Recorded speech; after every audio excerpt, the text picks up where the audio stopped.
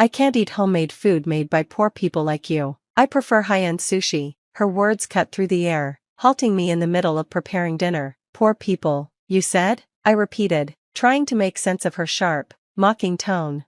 Her voice carried a hint of a smile, making her insult sting even more. I placed my hand on the kitchen counter, momentarily at a loss for words.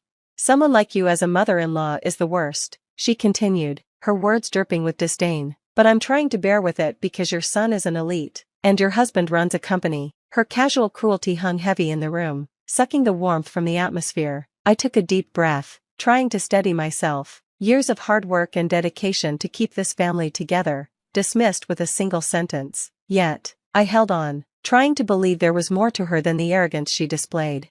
Then, my husband, David, who had been silently observing, finally stood up. With just one word, he silenced the room, leaving us all frozen in place. "My name is Lisa Scott. I live with my husband, David, and our 2 sons, James and Adam. I've spent most of my life as a stay-at-home mom, committed to raising my children. Perhaps my devotion to family stems from my own childhood, one marked by the absence of stability and love. When I was just 3, my parents divorced. My mother took me in, working tirelessly to provide for us. Despite her efforts, we lived in poverty. Dinner was often the same meal night after night, and exhaustion etched itself into my mother's face. Yet, she never let her struggles overshadow her love for me. She celebrated my smallest victories and always found a way to make me feel cherished. But her health couldn't keep up with the endless sacrifices. When I started elementary school, she fell gravely ill. Unable to work, she could no longer support us. The financial strain was too much, and I was sent to live in a children's home. Life at the home was challenging, filled with children from all walks of life. I learned independence, resilience, and the painful value of family. Those experiences shaped me, teaching me to treasure every moment with my loved ones. When I married David, we didn't have much, but we were happy. He started his business around the time I was pregnant with James. It was a slow start, but we made it work, always prioritizing family time. Over the years, his hard work paid off, the business flourished, and we were able to provide a comfortable life for our sons. James was ambitious and studious, earning a place at a prestigious university and later a job at a top company. Adam, our younger son, excelled in sports and earned a soccer scholarship. I still remember James's excitement when he shared his success. "Mom, Dad, I did it. I got in." My husband and I were so proud, knowing that his determination and hard work had paid off. As our sons thrived, I felt like our family had reached a beautiful harmony. That's why, when James introduced Mary to us, I wanted so badly to welcome her with open arms. Mary was tall, elegant, and carried herself with confidence. Her cheerful demeanor and engaging conversation instantly put me at ease. She spoke passionately about her career in interior design, and I found myself genuinely admiring her ambition. For a moment, I thought of her as the daughter I never had. She fit into our family so naturally, until I glimpsed a side of her I hadn't expected. When James stepped away to use the bathroom and David took a call, Mary's demeanor shifted. The warmth in her eyes vanished, replaced by a cold, critical gaze. Concerned, I asked, "Are you okay?" She blinked, her expression tightening. "What do you mean?" "It's just, your expression changed," I said cautiously. "Oh, it's nothing," she replied dismissively. Then, gesturing to the dessert I had served, she said, "Where did you get this cake? It tastes so cheap." I was taken aback. "Excuse me?" She smirked. "I have a favorite bakery. Next time, I'll bring something from there. You won't want to eat anything else after that." Her tone was laced with condescension as she poked at the cake with her fork. Her words lingered, leaving me unsettled. The cheerful, polite Mary from earlier seemed like a distant memory. I was surprised and a bit hurt by Mary's earlier words, but I decided to stay silent. When James returned from the bathroom and David finished his call, Mary's demeanor shifted as if nothing had happened. Her expression brightened, her cheerful tone returning effortlessly. I chose not to bring up the unsettling moment, but a sense of unease lingered. Later that evening, Adam arrived home. "I'm back," he called, sounding tired. "Welcome back, Adam. You're late. Everything okay?" I asked, watching him closely. "Yeah, just a long day," he replied, his tone weary as he walked into the living room. Mary stood up, her enthusiasm bubbling over. "Nice to meet you. I'm Mary. I've heard so much about you from James." Adam offered a polite but tired smile, extending his hand for a handshake. "Nice to meet you too," he said, his voice cordial but distant. We all sat down at the table again. James and Mary carried most of the conversation, while Adam remained quiet, only speaking when directly addressed. You play soccer in college, right? What position? Mary asked, trying to engage him. Forward, Adam replied curtly.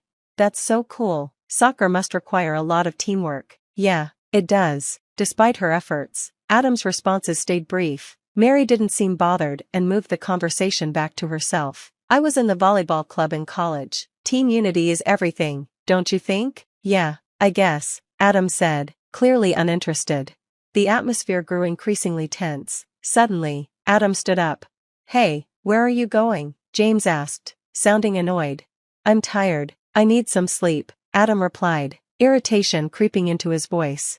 That's rude. Mary's here, and you're just leaving? Adam shrugged. I don't think it's rude. Good night. As Adam walked out, Mary's warm expression flickered. She glared at his back and clicked her tongue, a subtle but telling gesture. My stomach tightened. Was there something more beneath her cheerful facade?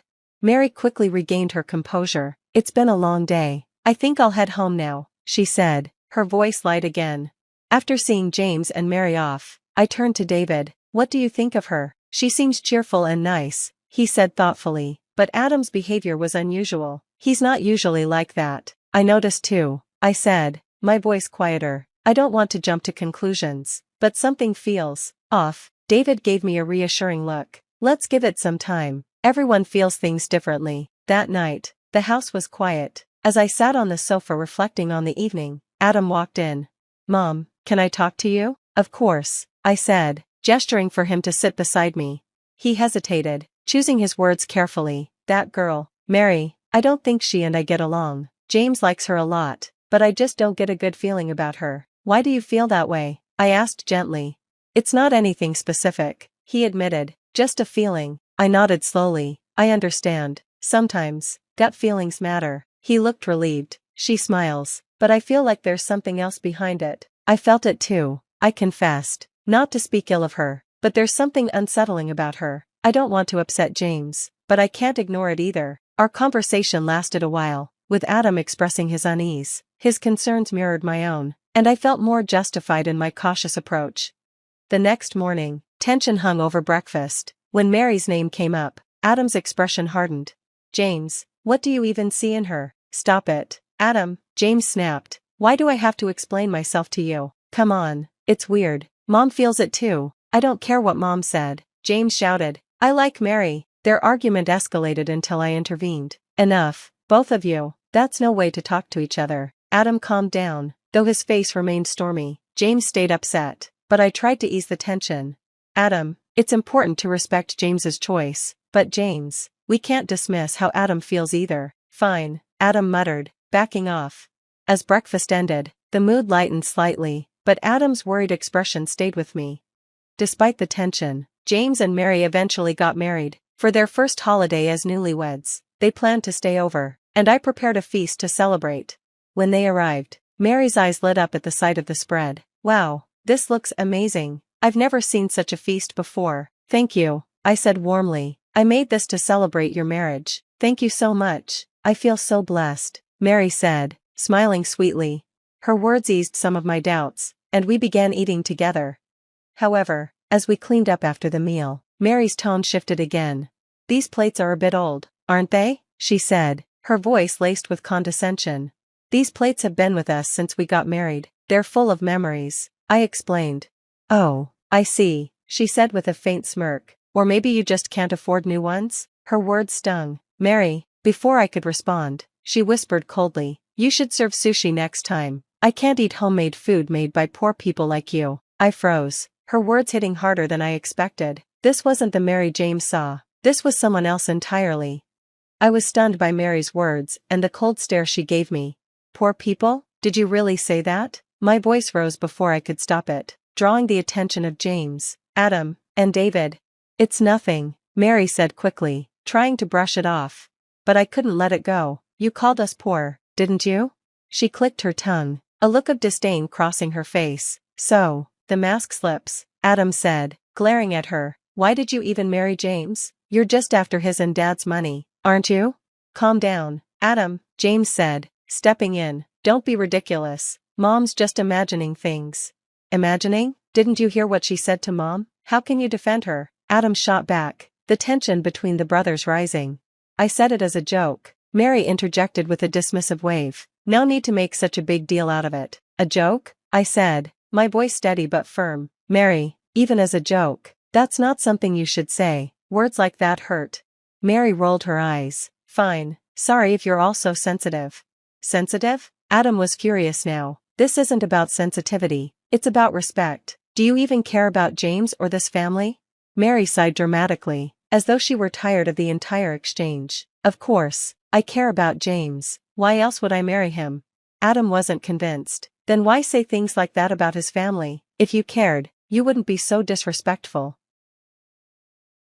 I was just being honest, Mary said, her tone sharpening. James told me himself how hard your mom's life was growing up. I'm just stating the obvious. She's strong, sure, but having someone like her as a mother-in-law isn't exactly ideal. Her words cut deep, and I saw the shock on James's face. Mary, what are you saying? He asked, his voice trembling.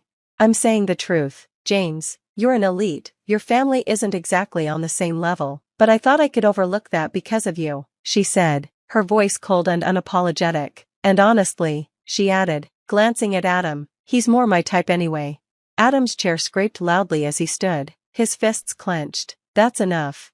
The room fell silent, the weight of her words hanging heavy. My husband, who had been silent until now, finally spoke up, his voice calm but commanding. Mary, I think it's time you left. What? Why? Mary looked genuinely surprised. I've tolerated a lot for the sake of peace, but insulting my family crosses a line, he said, pulling out his phone. I'm calling your father. He needs to know what's happened here. Wait, what? Mary stammered, but my husband didn't waver. Minutes later, the doorbell rang, and David went to answer it. Mary's parents entered the living room, her mother looking nervous while her father, Larry, appeared calm but firm. What's going on here? Larry asked, his gaze shifting between us and his daughter. Your daughter has crossed a line, my husband said. She insulted my family, and it's clear she has no respect for us. Mary? Larry turned to her, his tone heavy with disappointment. What did you say? I didn't do anything wrong, she protested. Don't lie to me, Mary, he said sternly. Tell me the truth. Mary hesitated but didn't respond. Her mother tried to defend her. Larry, let's not jump to conclusions. Enough, he cut her off. Mary, you've embarrassed this family. If you can't respect James's family, you have no place here.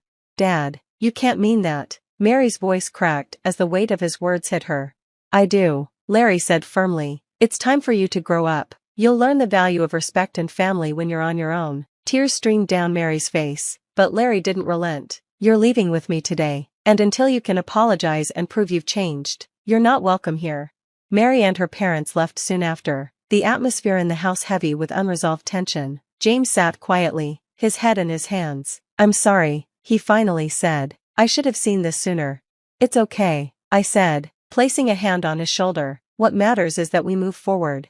In the months that followed, James and Mary finalized their divorce. While it was a painful chapter, it brought our family closer together. James later met Erica, a kind and thoughtful woman who valued family above all else. Their relationship blossomed naturally, and when James introduced her to us, we instantly felt at ease. Years passed, and our family grew with new spouses, grandchildren, and shared memories. We learned that love and respect are the true foundations of family. Watching my grandchildren play in the yard one sunny afternoon, I felt an overwhelming sense of gratitude. We had faced challenges, but through it all, our bond had only grown stronger.